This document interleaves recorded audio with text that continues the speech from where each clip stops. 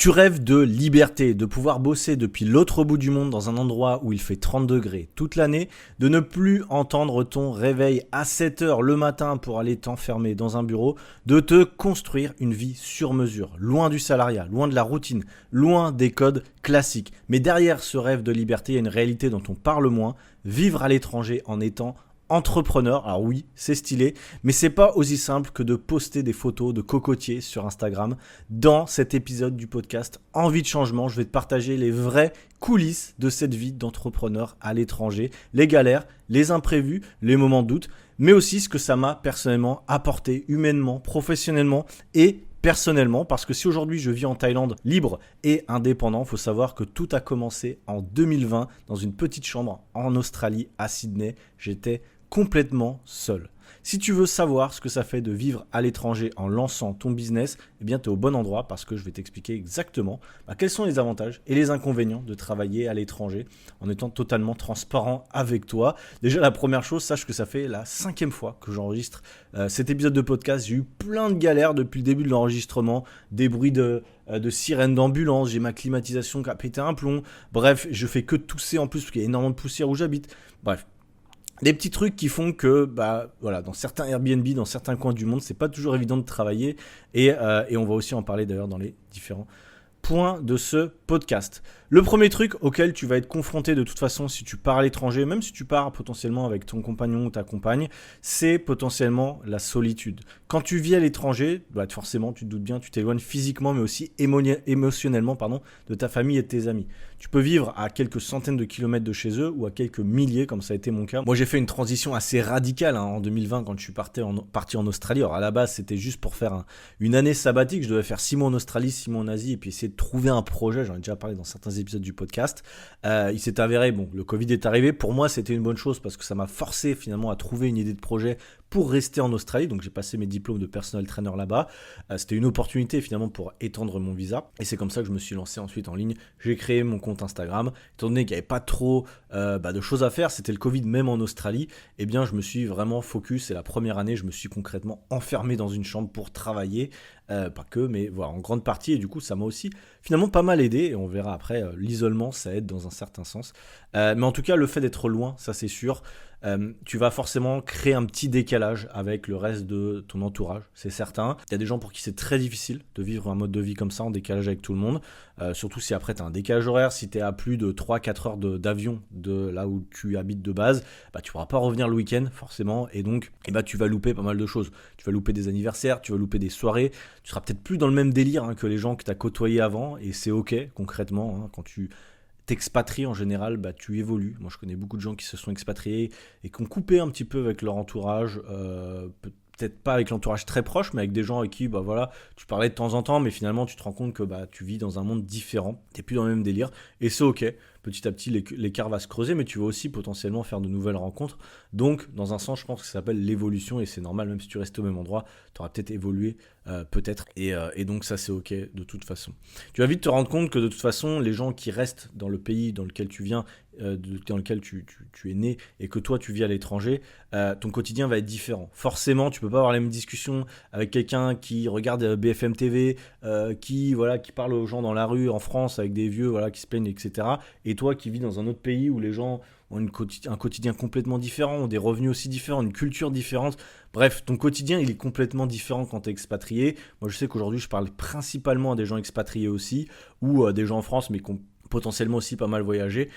Je pense pas dans mon entourage que j'ai quelqu'un proche, en tout cas, qui n'a pas du tout voyagé. C'est vrai que pour le coup, j'aurais pas grand chose à lui dire, ou elle aurait peut-être pas grand chose à me dire, cette personne-là, parce qu'on vit dans des mondes un peu parallèles finalement, mais c'est pas grave, il faut tout pour faire un monde, et surtout parfois les gens qui n'ont pas beaucoup voyagé, ils comprennent pas non plus ton mode de vie. Quand tu commences à t'expatrier, en fait, pour beaucoup de gens, ce sont des vacances, ou alors ils peuvent pas vraiment se rendre compte de ce que c'est de vivre à l'étranger, parce que ces gens-là ont simplement vécu à l'étranger en vacances. Quand tu es parti en vacances 2-3 semaines dans un pays, tu crois que tu connais le pays, mais en fait pas du tout, tu connais pas vraiment le pays, et surtout tu connais pas les habitudes que tu vas devoir développer dans ce nouveau pays.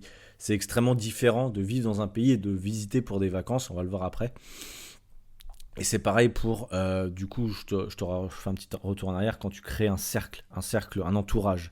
J'ai souvent parlé de l'entourage numérique dans les podcasts, notamment le fait voilà, de s'entourer. Si aujourd'hui tu veux évoluer dans un domaine, si tu veux devenir entrepreneur et que tu n'as personne qui est entrepreneur dans ton entourage, bah forcément tu vas devoir t'entourer, en tout cas numériquement, ou virtuellement d'entrepreneurs. Comme aujourd'hui, peut-être tu m'écoutes, je suis peut-être le seul entrepreneur que tu connais dans ton entourage, c'est possible. Moi, je sais quand je me suis lancé, j'écoutais des podcasts d'entrepreneurs et c'était les seuls que je connaissais potentiellement. Et ça m'a beaucoup aidé. Ça m'a beaucoup aidé parce que quand je suis parti en Australie et que j'ai commencé vraiment à me mettre en mode entrepreneuriat, la première année, donc ça c'était en 2021 du coup, quand j'ai commencé à passer mes diplômes de personal trainer et que j'ai lancé mon compte Instagram. Je connaissais personne. En Australie, j'avais quelques connaissances vite fait, mais c'était pas des entrepreneurs. Et les gens dans ma classe, c'était des coachs sportifs, enfin, en devenir, on va dire. Mais personne finalement n'a vraiment réussi à développer le business en ligne comme moi je l'ai fait derrière. Je pense que j'étais le seul d'ailleurs à avoir un compte Instagram quasiment, et à en vivre derrière. Peut-être un et encore sur 30 qui ont réussi entre guillemets à faire ça. Le reste, soit ils ont changé de carrière directement, ou soit voilà, ils restent à faire du coaching en présentiel, soit en Australie, soit ailleurs potentiellement. Et donc la première année quand je me suis lancé, comme je te disais, c'était le Covid et j'étais tout seul en Australie, à plusieurs milliers, dizaines de milliers de kilomètres de chez moi et ça n'a pas été évident puisque j'avais pas forcément d'échange. Tu vois, quand j'allais dehors, je parlais avec quelques personnes, mais voilà, c'était assez restreint. Même les gens dans ma classe, alors certains étaient curieux de ce que je faisais. Encore une fois, c'était des expatriés souvent, donc avec un minimum d'ouverture d'esprit, mais pas forcément très évident.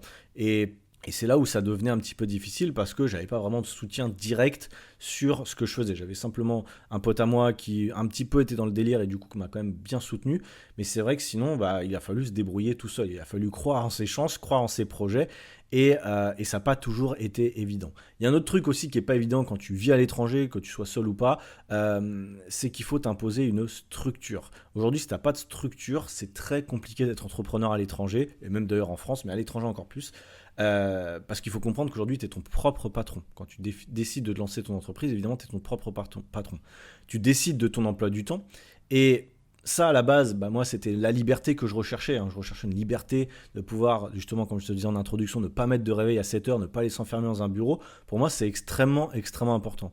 Mais jusqu'au moment où tu réalises aussi que le fait de ne pas mettre de réveil, ça peut être un piège. Et ça peut être un piège où tu peux devenir vraiment entre guillemets fainéant, te laisser emporter un petit peu par la vibe et au final il faut quand même se responsabiliser, se rendre compte qu'on est responsable de tout. Aujourd'hui, si tu te lances dans l'entrepreneuriat ou si c'est ton objectif dans quelques années ou si tu es déjà lancé, les résultats ne tiennent que de toi. En réalité, c'est pas l'environnement, c'est pas Instagram, c'est pas l'algorithme, c'est pas telle ou telle personne, machin, dans ton entourage qui te dit machin. Non, c'est toi le seul responsable du succès de ton entreprise en ligne. Et finalement, tu es le seul responsable de ta liberté. Alors d'un côté, c'est bien, au moins tu as une chance, tu saisis ta chance et c'est pas donné à tout le monde de pouvoir se lancer dans l'entrepreneuriat. Peut-être qu'aujourd'hui, tu as un taf à côté, etc. Donc tu vois un petit peu, je comprends aussi les problématiques que tu peux avoir, parce que moi quand je me suis lancé, j'étais aussi étudiant entre guillemets en Australie, donc je faisais 2 jours d'études en Australie, en parallèle je développais mon compte Instagram et mon business en ligne. Alors c'était lié parce que je passais des diplômes de personal trainer, mais voilà, ça me prenait du temps et c'était pas toujours évident de mêler les deux forcément. Il a fallu que je m'organise. Aujourd'hui, moi je suis quelqu'un d'assez discipliné potentiellement. Alors, comme je le dis des fois dans certains vlogs ou posts, je me réveille pas forcément, en ce moment en tout cas, avec un réveil à 8h. Ça m'est arrivé, il y a des périodes où je suis motivé, à 8h je me réveille, à 9h je commence à bosser. Parfois c'est un peu en décalé, mais c'est pas grave. Le but c'est vraiment ensuite d'avoir une bonne organisation. J'en ai parlé dans plusieurs épisodes de podcast. L'idée c'est vraiment au démarrage de prioriser ses actions, même à l'étranger, et de savoir sur quoi tu dois te focus aujourd'hui. Parce que c'est très facile d'aller dans un café, de faire quelques petites tâches, de pas réussir à bien se focus, de rentrer, de se dire bon, ma journée de travail est terminée. Et tu te rends compte que si tu fais ça, ça m'est arrivé pendant plusieurs semaines parfois, t'avances pas du tout dans ton business. Et c'est logique puisque tu as fait que des petites tâches pas vraiment importantes. D'accord ? Donc ça c'est vraiment important, je pense, déjà d'avoir une vision quand tu travailles à l'étranger, pourquoi tu fais les choses, quelle est ta vision avec ton business, de se poser de temps en temps et de se mettre des objectifs vraiment sur le moyen long terme, avoir une vraie routine de travail aussi.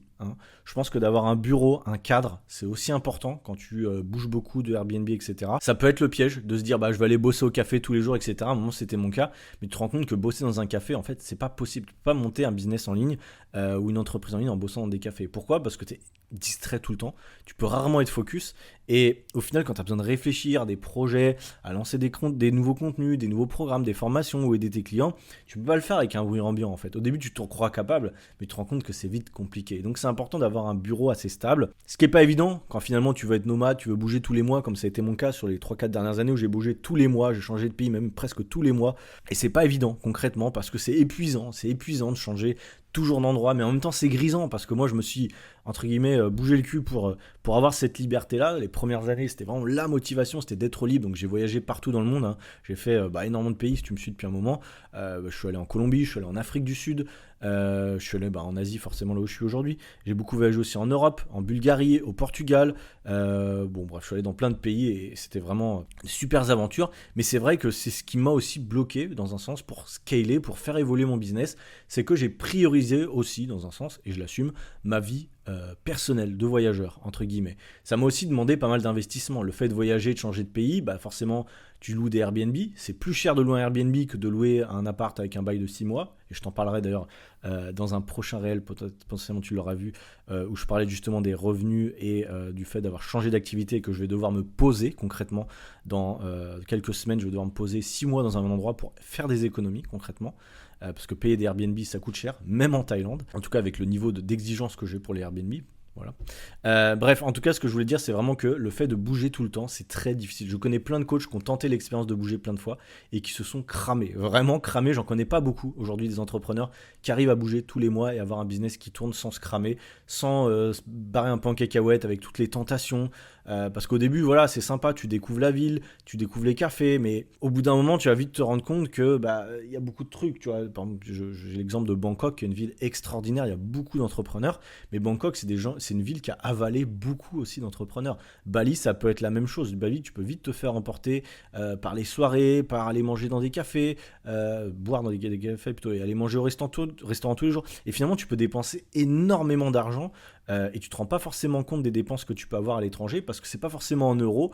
Moi j'ai un peu la flemme de faire la conversion baht-euro souvent. Je me dis c'est moins de 100 bahts, ça doit pas être bien cher, etc. Tu te rends compte qu'à la fin de la semaine, moi je me rends compte que je paye en cash ici, je me rends compte rapidement compte que ça part assez vite finalement. Ça part assez vite et il faut faire attention aux dépenses même à l'étranger. Et puis le truc c'est que de voyager tout le temps comme moi je l'ai fait, alors, encore une fois je me plains pas, c'est une super expérience. Mais en final, t'es moins émerveillé. T'es moins émerveillé par la nouveauté et finalement, t'as plus le truc je l'ai encore, mais un peu moins, je dirais, d'arriver dans un nouvel endroit et de se dire waouh, ça c'est nouveau, c'est trop bien. Tu vois, toute cette motivation que tu peux avoir au nouveau pays dans lequel tu arrives, parfois ça s'atténue un petit peu, tu vois, avec l'expérience. Ça, je pense que ça arrive pour tous les voyageurs.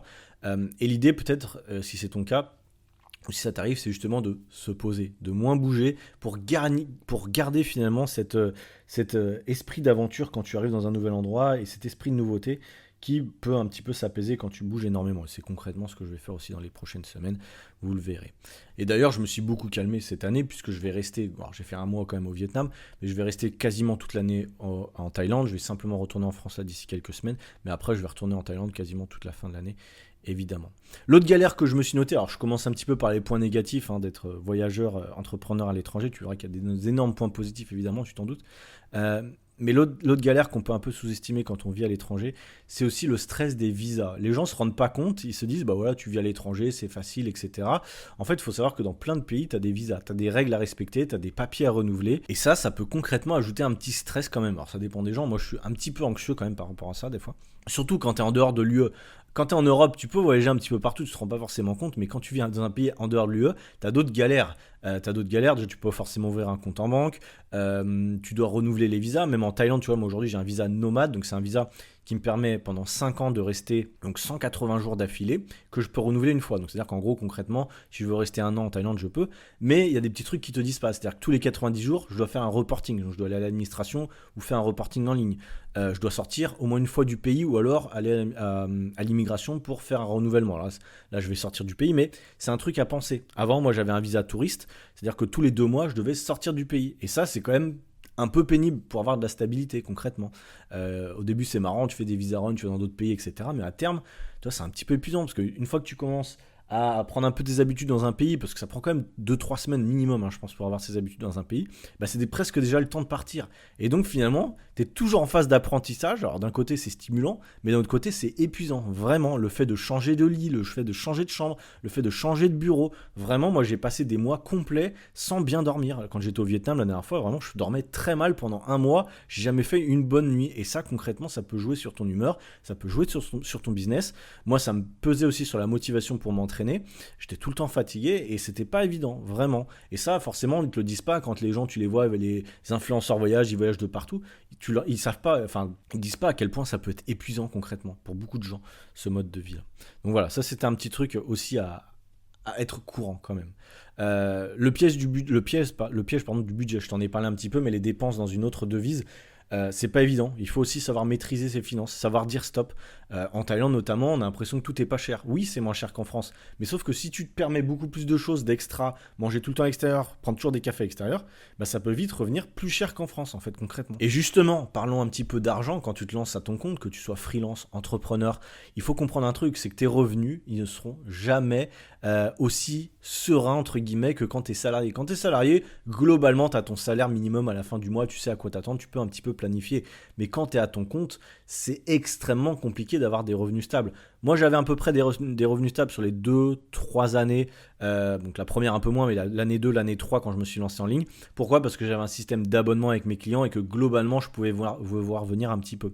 Donc ça allait. Mais la première année, vraiment, c'est une galère. Tu fais des mois, j'en sais rien, tu vas taper un SMIC, des fois tu vas taper un double SMIC, des fois tu vas taper moins qu'un SMIC, sachant qu'après, bah, tu dois reverser à l'État. Encore une fois, moi, mon entreprise, je l'ai déjà dit, mais elle est en France. J'ai fait ma déclaration d'impôt hier, un grand plaisir. Et aujourd'hui, je paye, je vais vous dire en toute transparence, je paye, forcément, je paye sur mon année dernière. Mon année dernière, c'était en 2024. J'ai fait une bonne année de chiffre d'affaires. J'étais encore coach en ligne. J'ai arrêté en mois d'octobre à peu près. Donc, ça s'est un petit peu effondré. Mais globalement, c'est une année assez satisfaisante. Donc, j'étais au-dessus du seuil de TVA. Donc, cette année, je dois payer la TVA et je dois payer finalement l'URSSAF et les impôts sur mon année 2024. Et sauf que cette année 2025, forcément, j'ai changé d'activité. Donc, je gagne beaucoup moins concrètement. Mais je me tape entre guillemets toutes les charges de mon année précédente. Et ça, j'avais pas bien anticipé. Et du coup, ce qui fait que depuis le début de l'année, je me tape des fois sur trimestre, voilà, des 2000 euros qui partent, des 3000 euros, plus toute la TVA à chaque fois. Enfin bref, c'est assez compliqué. Et au final, tout l'argent que je gagne là en vendant mes formations, quasiment, je le reverse à l'État. Pour vous dire à quel point ça peut être frustrant. Lancer une nouvelle activité, c'est difficile. Trouver une nouvelle clientèle, voilà, je me démène quand même pas mal. Et finalement, tout ce que je gagne, quasiment, je le reverse à l'État en France. Bon, bref, voilà, ça c'est mon problème d'entrepreneur. Je me plains pas, je sais que ça va évoluer. Et puis si je suis pas content, je peux encore déménager mon entreprise dans un autre pays. Je l'ai pas fait encore parce que j'ai pas encore trouvé le pays dans lequel vraiment je pense que c'est une bonne idée de mettre mon entreprise fiscalement, je dirais. Donc pour le moment, je suis resté en France. Mais c'est vrai que c'est pas évident aussi cette instabilité financière qu'on peut avoir, comme tous les entrepreneurs. Hein, d'ailleurs, je me plains pas. C'est jamais évident, on a tous des charges, etc. Mais c'est un truc vraiment à prendre en compte, de pas croire qu'on va faire des dizaines de milliers d'euros comme on voit tous les bouffons sur Internet. Ce qu'ils oublient de vous dire très souvent, c'est qu'ils ont des charges très élevées. Souvent, ceux qui font des milliers d'euros, ils ont aussi des grosses charges publicitaires. Souvent, ils ont des grosses équipes. Et c'est assez rare, finalement, quelqu'un qui se sort un gros salaire. Il y en a quelques-uns, mais ça prend du temps et c'est pas si compliqué. Enfin, c'est pas si facile que ça. Et souvent, c'est des gens qui travaillent beaucoup. Je voulais aussi vous parler d'un mythe. Le mythe des vacances à l'étranger. Souvent, et même ça m'arrive encore un peu avec mon entourage, c'est, voilà, tu vis en Thaïlande, trop bien, t'as la belle vie, tu dois être à la plage toute la journée, tu dois kiffer, etc. La réalité est tout autre. Je vais rarement à la plage, parfois le week-end. Là, j'ai de la chance et j'habite à côté de la plage, mais les 3/4 du temps, je suis enfermé dans la chambre ou dans mon bureau, bref, pour travailler. En réalité, quand tu es entrepreneur, c'est toi qui dois faire ton argent. Et si tu vas chiller à la plage, libre à toi, mais tu ne feras pas d'argent. Et du coup, tu ne pourras pas vivre le lifestyle que tu veux avoir. Donc c'est un petit peu un cercle vicieux où, même si c'est un peu moins cher les choses ici, tu dois quand même travailler. Tu dois travailler dur. Moi, aujourd'hui, je travaille plus quasiment, même si c'est certainement le cas, que quand j'étais salarié. Alors forcément, c'est un travail qui me plaît davantage. J'ai choisi aujourd'hui d'être coach business, formateur en ligne sur Instagram notamment.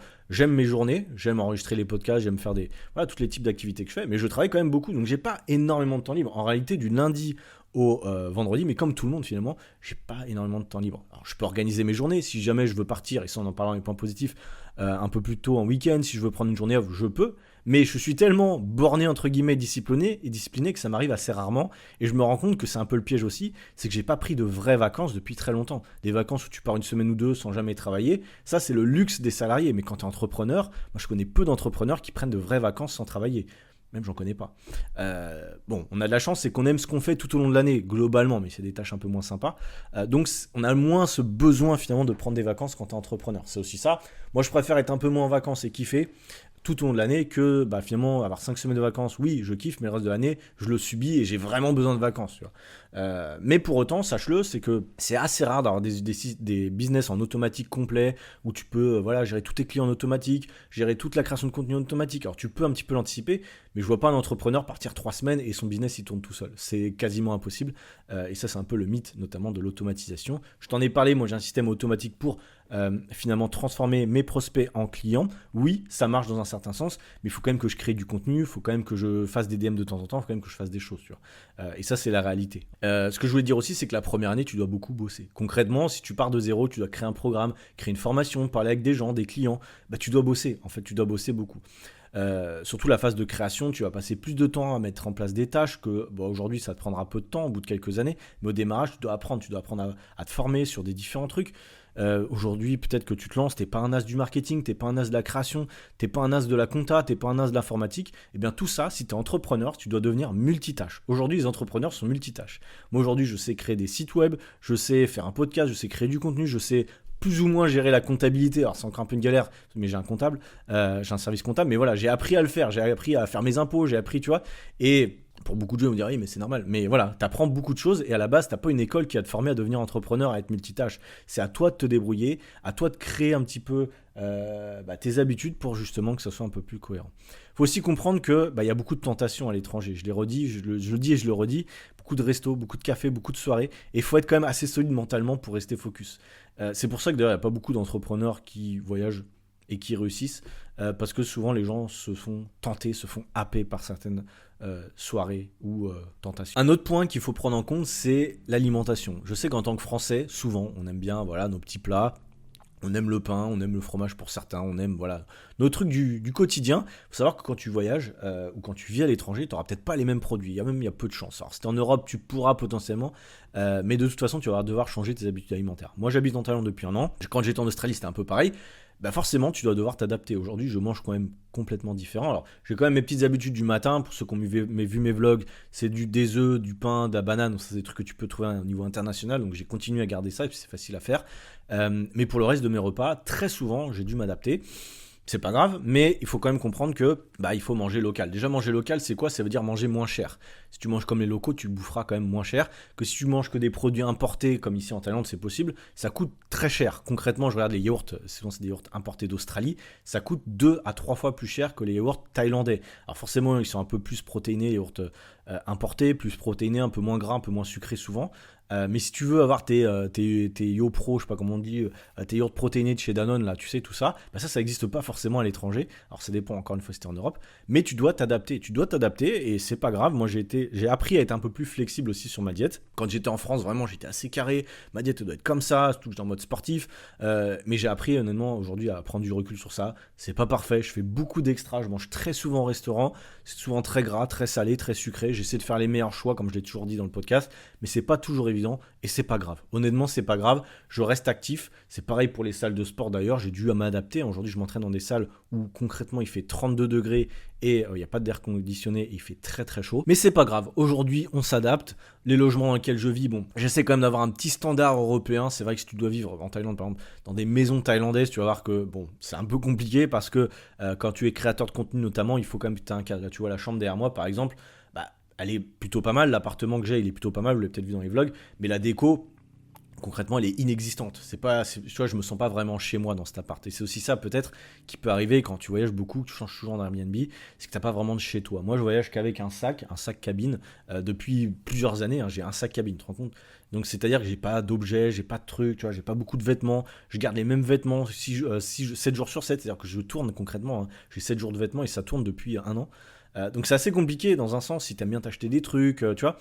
Donc faut aussi prendre en compte ça. Quand tu voyages beaucoup, si tu veux être libre, bah, tu peux pas te permettre d'acheter plein de trucs, concrètement. Alors moi, je trouve que c'est un point positif, ça m'a appris à être minimaliste, mais il faut quand même le prendre en compte que bah, voilà, tu peux pas faire comme quand tu faisais en France. Ah, il y a un truc sympa que j'ai vu, un petit bijou, un petit truc, ok, ouais, mais sauf qu'à terme, tu vas cumuler, et ça, bah, tu pourras pas le voyager, tu pourras pas le prendre avec toi, tu dois bouger d'un avion à l'autre, d'un pays à l'autre, etc. Ça, c'est un point à comprendre quand même par rapport à tout ça. Parlons des avantages. Je t'ai beaucoup parlé des petits points négatifs, il y en aura d'autres, hein, évidemment, il y a d'autres points négatifs, ça dépend des gens. C'est pas vraiment des points négatifs, mais c'est des points à prendre en compte quand tu veux t'expatrier. Maintenant, voilà, que je t'ai un petit peu dépeint le truc, je vais pas te mentir non plus, il y a des trucs incroyables dans cette vie, et je retournerai jamais dans la vie dans laquelle j'étais, pour n'importe quel prix. Je sais pas si c'est français ce que je te dis là. Mais concrètement, je vais te lister quelques points, mais globalement, tu le sais, si tu es nomade, si tu es entrepreneur, le point numéro 1, c'est la liberté géographique et horaire. Alors, c'est un grand mot, dans un sens, liberté géographique et horaire. Aujourd'hui, je ne peux pas aller, par exemple, travailler en Chine, parce qu'il n'y a pas Internet, il n'y a pas les accès comme je voudrais. Je ne peux pas aller travailler non plus dans un endroit où il n'y a pas Internet. Moi, ce qu'il me faut, c'est quand même une connexion Internet. Voilà. Mais j'ai quand même une liberté géographique. J'ai travaillé dans tous les pays du monde, sur tous les continents quand même. J'ai quand même une chance, c'est que j'ai travaillé en Afrique du Sud, j'ai travaillé en Colombie, j'ai travaillé en Asie, j'ai travaillé en Océanie, j'ai travaillé à New York aussi, vite fait, en Amérique du Nord, en Europe, en Afrique, donc comme je te disais, donc finalement oui, dans tous les continents, j'ai pu travailler. Et ça, c'est quand même un truc assez incroyable de se dire j'ai pu travailler partout dans le monde. Je me lève aussi potentiellement quand je veux. Alors aujourd'hui, j'ai de la chance dans un sens. Encore une fois, le décalage horaire que j'ai me permet de me lever un peu plus tard, dans le sens où je suis en décalage avec la France, j'ai 5 ou 6 heures de plus. Donc quand je me lève, de toute façon, j'ai pas le truc de oh, je suis en retard. Ça, c'est le truc quand tu vis où tu travailles en Amérique du Sud ou en Amérique du Nord, c'est que tu te lèves en retard par rapport à l'Europe. Du coup, tu peux avoir ce syndrome de merde. Il s'est passé plein de trucs, il faut que je rattrape mon retard. Si tu as une équipe, si tu as des clients, etc. Là, c'est moins mon cas. Je me lève des fois même à 10-11 heures, je me mets sur l'ordi et c'est l'heure à laquelle où mes clients, clients fitness potentiellement, se réveillent. Donc, je reçois les premiers messages tranquillement. Tu vois, j'ai déjà eu le temps de travailler un peu sur mes trucs. Donc, je suis assez relax. L'avantage aujourd'hui, c'est que j'ai beaucoup moins de clients et j'ai construit un nouveau business où j'ai pas besoin d'être présent en live avec mes clients. J'ai pas d'appel et j'ai pas de compte à rendre en live si tu veux. Donc ça, c'est clairement un avantage. Aujourd'hui, je peux choisir mon environnement. Dans quelques semaines, non, c'est demain. Demain, je pars à Koh Samui. Koh Samui, c'est une île en Thaïlande qui est assez connue. Il y a beaucoup de Français là-bas. Je pars pendant 1 mois là-bas. Je vais pouvoir travailler, évidemment. C'est pas des vacances, encore une fois. Hein, si tu as compris un peu le podcast, ce ne sont pas des vacances. Je vais avec mon demi-frère qui est en Thaïlande actuellement et ma copine avec qui je vis depuis 1 an d'ailleurs, je vous en reparlerai peut-être dans un podcast, j'en ai pas trop parlé, qui elle aussi d'ailleurs travaille un peu en mode remote, en mode nomade, c'est un avantage, parce que si ton compagnon ou ta compagne n'a pas la même liberté que toi, forcément c'est pas évident parce que du coup tu peux pas profiter de cette liberté. Je connais beaucoup de couples dans cette situation-là, c'est pas, voilà, c'est comme ça, bref, mais en tout cas si jamais tu veux justement avoir cette liberté, je te fais un petit instant promo, mais c'est le but de ma formation, le plan Instagram. Le but de la formation, le plan Instagram, c'est de pouvoir créer ton activité de coaching, de formation ou autre dans un sens, et de créer ton compte Instagram pour pouvoir vendre tes offres derrière. Donc il y a tout le système qui est expliqué dans la formation. Je vous mets les liens de toute façon souvent en description. Et bref, là, tu vas voir les côtés positifs, ça va peut-être t'engrainer à prendre la formation, on verra. Il faut comprendre aussi donc, que ça, bon, la liberté, c'est extraordinaire, vraiment, les rencontres qu'on peut faire. Bref, ça n'a pas de prix, je t'en ai déjà parlé, mais pour moi, c'est juste incroyable, vraiment. Il y a aussi moins de distractions dans un sens. Alors, je t'ai dit, il y a pas mal de distractions tout à l'heure. Il y a beaucoup, voilà, tu as envie de te balader, découvrir des choses. Donc, il faut être un peu organisé. Moi, je sais que souvent, les balades, c'est le week-end. Tu vois, je pourrais le faire la semaine, mais la semaine, j'aime bien travailler comme un salarié, finalement, donc c'est un peu con. Mais j'aime bien, parce que j'étais formaté comme ça, et ça me permet d'être plus cadré. Bref, il y a moins de distractions dans le sens où, au démarrage, en tout cas, comme je te disais, l'inconvénient, c'est que tu n'as pas beaucoup de cercle social, tu n'as pas beaucoup d'amis au démarrage, parce que tu voyages beaucoup. Mais c'est un avantage aussi, si tu veux te focus, si tu veux bosser, bah, tu auras moins de personnes qui disent « Ouais, tu vas prendre l'apéro, ouais, il y a une soirée là, machin. » Et donc, tu peux faire un petit peu ce que tu veux. Moi, depuis des années, au début, je voyageais tout seul, j'étais libre. Mais quand je te dis libre de mes journées et de mes semaines, c'est à 100%. Le week-end, je fais ce que je veux. Je veux aller là, j'y vais. Et dans un sens, c'est extraordinaire d'être libre à ce point-là. Enfin, pour moi, des fois, j'ai du mal à réaliser, mais je peux faire vraiment ce que je veux. Que quand je suis en France ou quand je suis salarié, bah, c'est vrai que j'ai moins de... Tu vois, on m'invite ci, je dois aller voir la famille, faire ci, faire ça. T'as pas la même liberté, ce même sentiment de liberté où tu peux prendre un scooter et te barrer quelque part dans la nature. Ça, c'est quand même un sentiment qui est assez extraordinaire et que je te recommande au démarrage, qui rend vraiment les journées assez incroyables. Bref, donc comme je disais, t'as moins de distractions, t'es moins happé socialement, je pense. Des choses qui pouvaient te bouffer un petit peu de l'énergie ou potentiellement te ralentir un peu dans ta croissance d'entrepreneur. Tu peux clairement te recentrer sur toi, penser à toi, à tes projets, à ton business. Moi, ce que je faisais souvent au démarrage, c'est que j'allais me promener. Je prenais mes écouteurs. Je me souviens quand j'étais au Portugal, je l'ai déjà raconté une fois, mais je me souviens encore, j'étais au Portugal, j'étais tout seul pendant 2-3 semaines, je suis resté tout seul au Portugal. Super pays d'ailleurs en tant que nomade, j'adore. Parce que c'est moins cher, il fait beau, les gens sont super sympas. Et bref, j'habitais à côté de la plage, c'était à Portimao.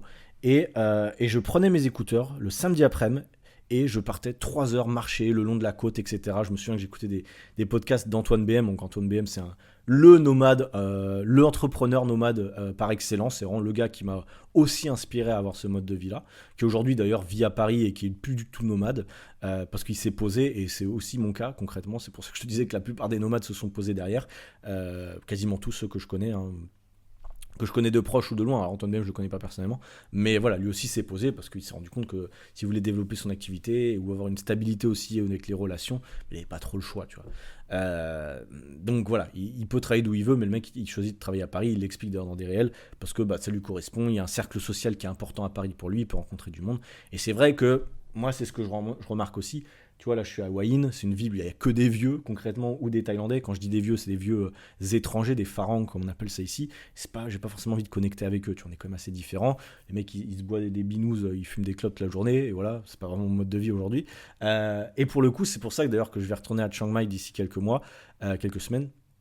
Donc d'ici un mois en fait, au mois de juin, et je vais prendre un bail de 6 mois parce que là-bas déjà je connais Clément, mon ami coach bras cassé, et il y a beaucoup d'entrepreneurs français, anglophones, et du coup l'idée c'est de me refaire un cercle d'entrepreneurs. Je pense que c'est super important à terme de trouver une base quand tu es entrepreneur. Non pour qui leur base c'est Bali, non pour qui c'est Chiang Mai, non pour qui c'est Dubaï. Dubaï c'est extraordinaire aussi pour avoir une base, pour avoir un cercle. Concrètement, j'ai mon ami et ancien coach qui travaille avec moi, Mohamed, avec qui j'ai échangé il y a peu de temps. Lui, ça fait 1 an qu'il est expatrié à Dubaï. C'est un coach qui vient de Marseille. Il n'avait jamais voyagé plus d'1 semaine à l'étranger. Il était allé une fois à Londres et après, il est parti directement s'expatrier à Dubaï parce qu'il a eu une opportunité notamment et qu'il pouvait travailler avec moi en ligne. Plus, il a travaillé en présentiel. Et du coup, voilà, sa vie, elle a concrètement changé. Hein. J'ai reçu son message il y a peu de temps parce que moi, j'avais un peu aussi engrainé. Il avait vu un peu mon mode de vie et j'ai encouragé son départ. Et c'est super pour lui, et vraiment j'encourage tous ceux qui ont fait l'expérience de s'expatrier, parce que la première année c'est pas évident. Peut-être que d'ailleurs Mohamed, je pourrais l'inviter dans le podcast, d'ailleurs c'est une bonne idée, je vais me le noter, pour qu'il nous raconte un petit peu son parcours 1 an après s'être expatrié. J'avais déjà fait un épisode de podcast avec Jessie, peut-être que tu écoutes le podcast Jessie, qui s'est expatrié d'ailleurs toujours en Australie. Jessie qui est une coach en ligne spécialisée sur les vegans d'ailleurs, si jamais ça vous intéresse, vous pourrez la retrouver. Elle fait aussi partie de mon programme Le Plan Instagram, donc elle a suivi la formation et je l'aide à du coup développer son business en ligne. Bref, Jessie c'est pareil, elle était partie, donc elle venait de la Vendée, elle est partie pour s'expatrier en Australie. Elle a beaucoup voyagé. Mais voilà, ça j'ai plein de parcours de gens comme ça qui prennent mes programmes aussi, parce qu'ils se retrouvent un peu, je pense, dans mon discours, qui se sont expatriés, et ça me fait vraiment plaisir. Bref, 3e point, je me suis un petit peu égaré, l'ouverture d'esprit. Quand tu voyages, tu rencontres des gens de tous les horizons. Tu vois déjà comment les autres y vivent. Moi, tu vois, quand je vais à la salle de sport, des fois ça m'arrive, je passe dans une rue où concrètement, en Thaïlande, t'as tout. En Thaïlande, t'as des resorts extraordinaires, la plage, etc. T'as des coins en Thaïlande, le niveau de vie est très élevé, concrètement, que ce soit des Thaïlandais ou des étrangers. Il ne faut pas croire que tous les Thaïlandais sont pauvres. Au contraire, il y a beaucoup de Thaïlandais qui sont très riches et beaucoup plus riches que des Français. Le niveau de la répartition des richesses en Thaïlande n'est pas du tout équilibrée d'ailleurs. C'est vraiment à l'inverse de la France où c'est un peu plus équilibré dans un sens, c'est qu'ici ils ont peu de taxes, beaucoup fraude dans un sens, et du coup, et vu qu'il n'y a pas de salaire minimum ou très peu, enfin il y en a un mais voilà, du coup il y a beaucoup de pauvres et beaucoup de riches. Et du coup la classe moyenne elle existe un peu moins ici, on va dire. Et bref, pour revenir à mon histoire, je marche dans des rues. Quand je vais à la salle de sport, je l'ai montré dans mon vlog la dernière fois, c'est à peu près à 25 minutes, je passe devant des maisons, c'est des maisons vraiment, c'est un truc de briques, les gens vivent, les gens travaillent et dorment au sol concrètement, et vraiment ça me donne pas du tout envie d'avoir leur vie. Concrètement, pour te dire, ils vivent honnêtement, même les prisons en France, c'est bâtard ce que je veux dire, mais même les prisons en France ont l'air plus accueillantes que leur maison. Vraiment, leur maison, c'est un mur tout blanc ou tout bleu, avec une lumière toute blanche dégueulasse, un lit, des fois c'est lit par terre, et voilà, c'est ça leur maison, et ils sont des fois 4-5 dedans. Et alors peut-être qu'ils sont très heureux comme ça, j'en sais rien, vraiment je peux pas juger, mais vraiment je me dis des fois j'ai beaucoup de chance quand même d'être libre, et surtout d'avoir un minimum de revenus pour pouvoir avoir un niveau de vie, de confort qui est cool. Mais voilà, ça permet aussi quand tu voyages de voir ce que c'est aussi la pauvreté dans un sens. Alors, je dis pas que c'est bien de voir la pauvreté, mais je te dis juste qu'en France, Il y a une certaine forme de pauvreté aujourd'hui, surtout en ce moment, je trouve. Bon, je suis loin de la France, en tout cas j'ai l'impression. On est en train de s'appauvrir en Europe. De toute façon, quand tu voyages, ça t'ouvre l'esprit, mais aussi dans un sens, tu te rends compte que la France, c'est plus du tout le pays développé que c'était avant. C'est clairement en train de s'effondrer. Quand tu vois, moi je suis allé à Singapour, j'ai vécu en Australie, même en Thaïlande parfois, c'est plus développé qu'en France sur plein de domaines. Et tu te dis, bon voilà, la France c'est un super pays, mais il y a encore des points où j'espère que ça va s'améliorer. Bref, on en reparlera. Mais en tout cas, tu es aussi critique. Quand tu voyages, tu peux aussi être un peu critique sur ton pays parce que j'ai pu voir quand même, comme je te disais, plusieurs continents. Donc, même si je suis pas le roi pour juger, la France c'est moins bien, la France c'est mieux, je te dis juste d'un œil extérieur, tu vois mieux les différences entre chaque pays. Tu vois les points d'amélioration de chaque pays, tu vois les points positifs en France aussi. Il y a des super points positifs et j'ai grand plaisir à revenir en France de temps en temps. Même si je devais y vivre, je pense qu'aujourd'hui, c'est pas le lieu forcément où tu habites qui fait que tu es heureux ou que tu n'es pas heureux. Comme je dis souvent, c'est plutôt ton entourage proche, ton travail, comment tu te sens dans ta tête, plus que vraiment l'environnement. Souvent, les gens en France disent ouais, la France c'est pourri, machin. En fait, en réalité, c'est parce qu'ils ont une vie, que ce soit professionnelle ou personnelle, qui n'est pas satisfaisante. C'est pas vraiment le lieu. Mis à part l'insécurité, ça qui je pense est quand même un problème sociétal, je sais pas si ça se dit, mais qui peut jouer concrètement sur Bref, le fait de s'ouvrir l'esprit, comme je te disais, c'est que tu apprends tous les jours. Moi aujourd'hui, je suis en couple avec une personne qui est thaïlandaise, donc forcément déjà la culture, le choc de la culture est quand même assez important, j'apprends beaucoup de choses. Et voilà, c'est ça aussi qui est intéressant, c'est que tous les jours, j'apprends de nouvelles choses sur comment ça se passe ici, comment les gens, voilà, quand tu es au restaurant, ils ont un niveau de service ici qui est complètement différent de la France. Ils ont un niveau, même quand ils s'entraînent à la salle, quand ils te parlent, la politesse c'est vraiment différent. La politesse en Thaïlande d'en France. Je dis pas que c'est mieux ou moins bien, encore une fois, c'est vraiment différent. Quand tu vis vraiment dans le pays, tu te rends compte que les gens sont vraiment, vraiment différents. Des fois, ils vont pas te dire bonjour, c'est pas qu'ils sont mal polis, c'est juste que forcément ici, ils disent pas toujours bonjour, ils disent pas toujours merci, ils sont pas polis de la même manière. Des fois, tu as des comportements d'Européens que eux vont catégoriser comme pas bons ou pas très polis, et à l'inverse. Donc c'est ça un petit peu qui est marrant, c'est que toutes tes vérités que tu avais quand tu étais en France, eh bien, elles sont remises en question quand tu voyages parce que tu te rends compte que tu as des croyances, tu as des choses que tu croyais vraies et que finalement ça ne s'adapte pas dans ce nouveau pays. Donc tu es vraiment obligé de faire un peu la tortue, je sais pas comment ça se dit, en tout cas montrer le dos rond, faire le dos rond, voilà on appelle ça, dans un autre pays. Et avant de dire non, faut que ce soit comme ça, faut que ce soit comme ça, déjà regarder autour de toi, être très observateur, comment ça se passe dans ce pays-là, et ensuite essayer de t'adapter. Alors évidemment, je suis pas le mieux pour m'intégrer, je parle pas thaïlandais à H24, voilà, je garde mes routines d'Européens, et d'ailleurs tous les expatriés, quasiment tous, gardent leur routine d'Européens, tu peux pas t'intégrer à 100%, je pense que tu as même vu en France, les gens qui sont immigrés en France ne s'intègrent pas à 100%, et c'est normal, tu vois, aujourd'hui, quand tu te mets dans la tête d'un immigré, parce que c'est ce que je suis aujourd'hui en Thaïlande, c'est pas évident, hein, tiens, souvent en France on a ouais mais ils s'intègrent pas, etc. Est-ce que toi, tu as déjà essayé de t'intégrer dans un autre pays? Non, tu vas te rendre compte que c'est difficile, que les gens, de toute façon, ils restent ensemble. Moi, aujourd'hui, même quand je suis à l'étranger, je me rapproche très souvent des gens français ou des Européens. J'ai pas d'amis thaïlandais, hommes, potentiellement, parce que justement, on est très différents. J'ai pas eu l'occasion d'échanger avec eux. Alors, c'est peut-être un problème, effectivement, il faudrait, mais dans la réalité des faits, il y a peu de gens, aujourd'hui, des étrangers qui sont amis avec des Thaïlandais. Vraiment, il y en a très, très peu. Et même dans plein de pays, c'est un peu le cas.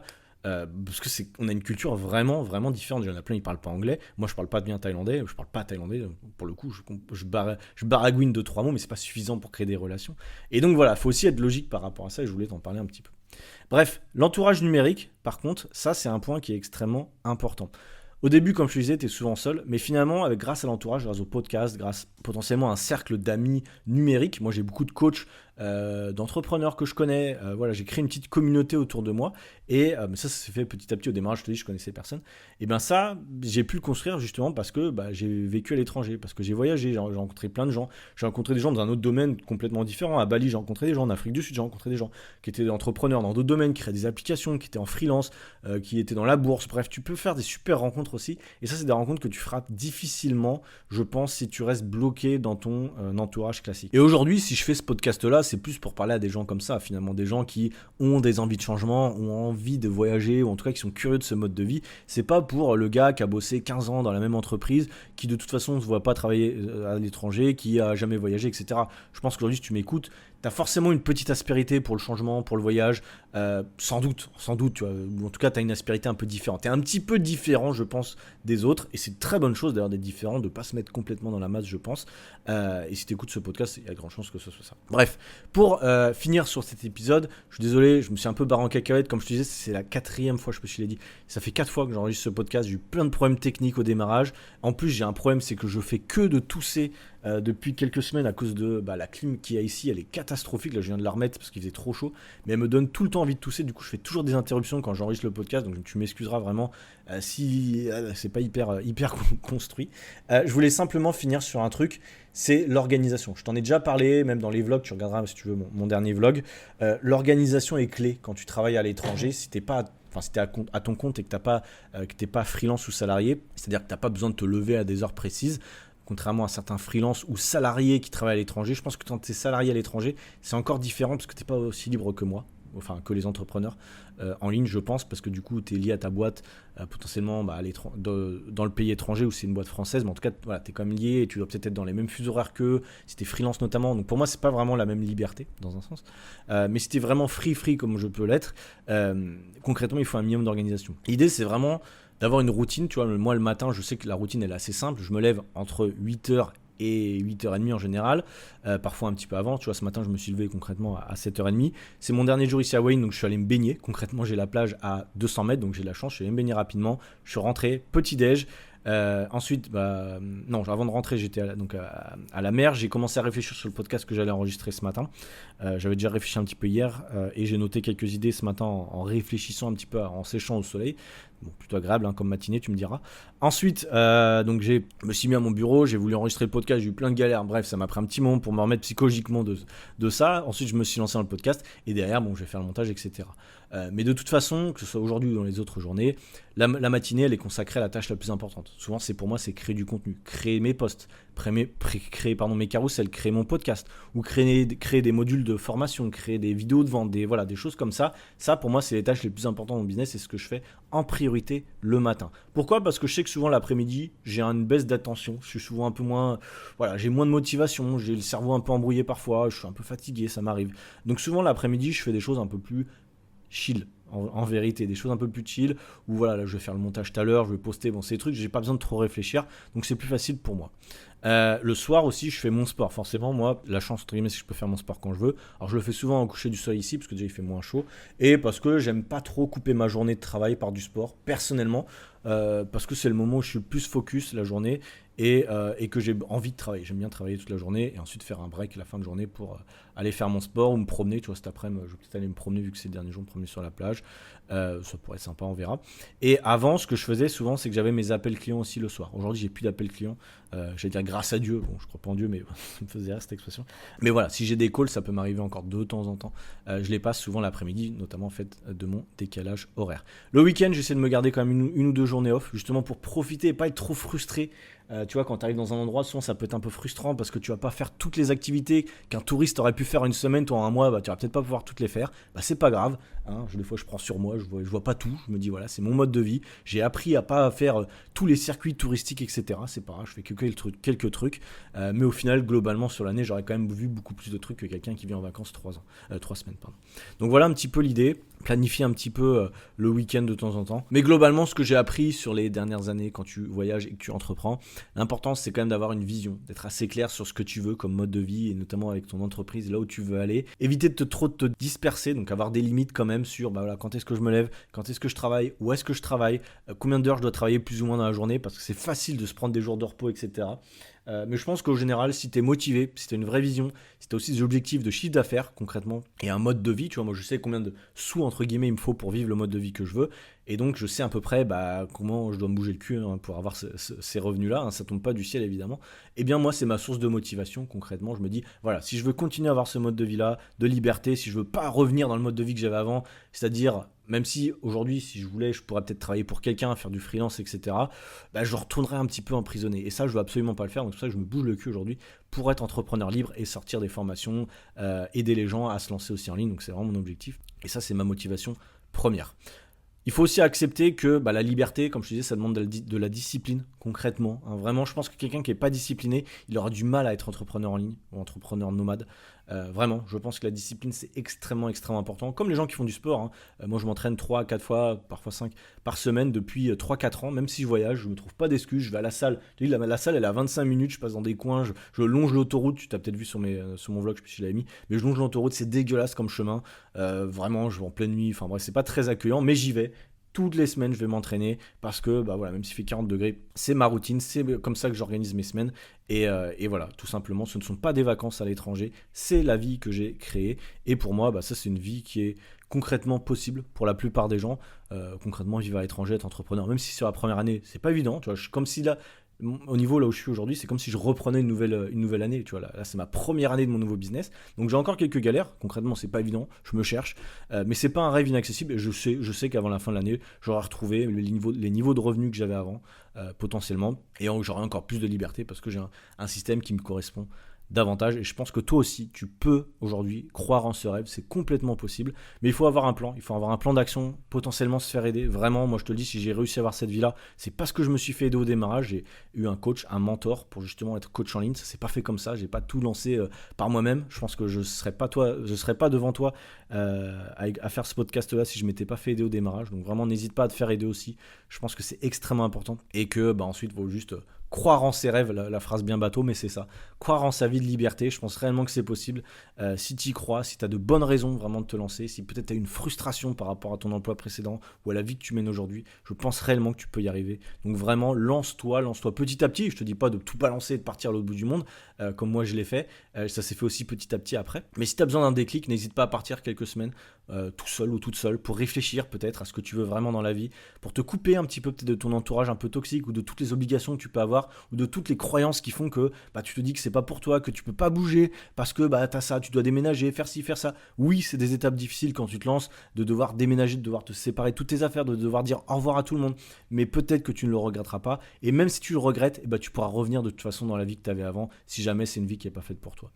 Parce qu'évidemment, c'est pas fait pour tout le monde. Donc voilà, n'hésite pas à me faire un retour si jamais toi aussi tu as envie de te lancer, si tu as déjà entamé des étapes ou si tu es qu'au début ou que tu es peut-être que dans la phase de réflexion, c'est ok, je serais curieux de le savoir. En tout cas, n'hésite pas à m'écrire et à commenter sur les commentaires Spotify ou sur la vidéo YouTube ou même sur mon compte Instagram Clément Bled. Je te souhaite une très bonne journée et je te dis à la prochaine pour d'autres infos sur la liberté évidemment.